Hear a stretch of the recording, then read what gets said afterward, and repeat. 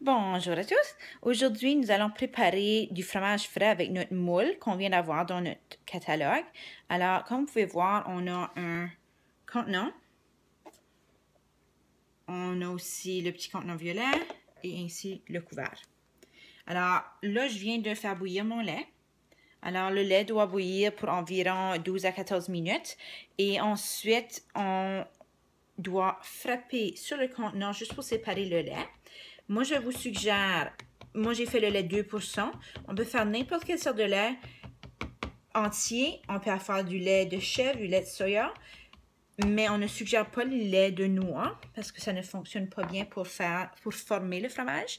Une fois qu'on a fait cela, on va tout simplement ajouter notre acide. Alors, l'acide peut être soit du vinaigre ou citron ou lime. Moi, je fais juste un vinaigre blanc aujourd'hui, mais tu peux utiliser n'importe quel vinaigre. Et on a même les mesures dans le couvert du contenant. Alors, je le mets dedans.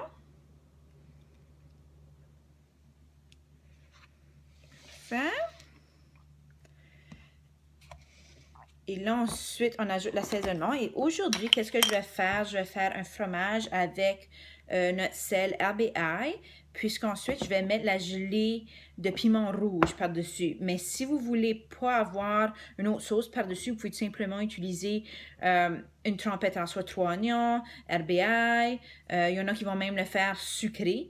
Alors, les petits fruits d'été, canneberge et pommes cannelle que nous avons pour le temps des fêtes. Alors, c'est à vous de choisir qu'est-ce que vous voulez faire comme fromage. C'est comme un boursin un peu.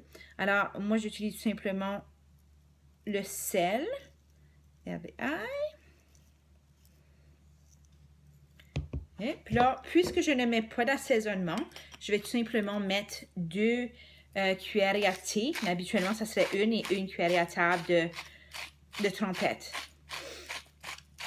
Alors, je vais brasser. Et j'en mets un peu plus. Parfait. Et là, je le brasse. Et ensuite, on doit le laisser juste à la température de la pièce pour 30 minutes.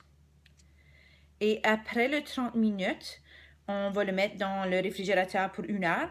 Et après cela, tu as tout simplement besoin de l'enlever et c'est prêt à servir. Alors, voilà comment faire le fromage. Alors, après 30 minutes, vous allez voir comment on le prépare dans l'autre contenant pour s'assurer que ça forme un beau fromage. Alors, je vais juste vous montrer. Alors, et voilà. Alors là, on commence à voir que le fromage se forme déjà un peu. Alors, je le laisse là pour 30 minutes et on se revoit bientôt. Alors, 30 minutes viennent de passer. On vient de mettre le fromage dans le passoire. Alors, tout ce que j'ai fait, j'ai tout simplement vidé sous le lavabo, puis il va y avoir un peu de jus qui va tomber. Puis ensuite, vous avez tout simplement besoin de presser un peu dessus, faire certain que tout est vraiment égal, puis tout le liquide est sorti. Puis il va peut-être en avoir un peu qui va rester, alors c'est pour ça qu'on le remet dans le bol. Alors, on le remet ici. Puis là, maintenant, je vais tout simplement mettre le couvert et le mettre dans le réfrigérateur pour au moins 1 heure. Et après ça, je vais tout simplement frapper sur le passoire un petit peu. Puis là, on peut le mettre dans une assiette et le manger comme qu'on veut. Soit bien craquelin, le mettre sur un pain. C'est à vous de choisir qu'est-ce que vous voulez faire avec. Il y en a qui vont juste le manger à la cuillère parce que c'est tellement bon. Alors, je souhaite que vous allez pouvoir vous amuser un peu avec du fromage frais, vous autres aussi, et choisir quelle saveur qui vous intéresse le plus. Est-ce que c'est un peu plus sucré, un peu plus mais cuisine, ou est-ce que c'est plutôt ail, oignon? Alors, choisissez qu'est-ce que vous préférez, puis vous pouvez même écrire un commentaire, savoir qu'est-ce qui vous intéresse le plus, qu'est-ce que vous aimeriez d'essayer comme premier fromage. Alors, je souhaite que vous vous amusez autant que moi, je m'amuse avec mon fromage frais.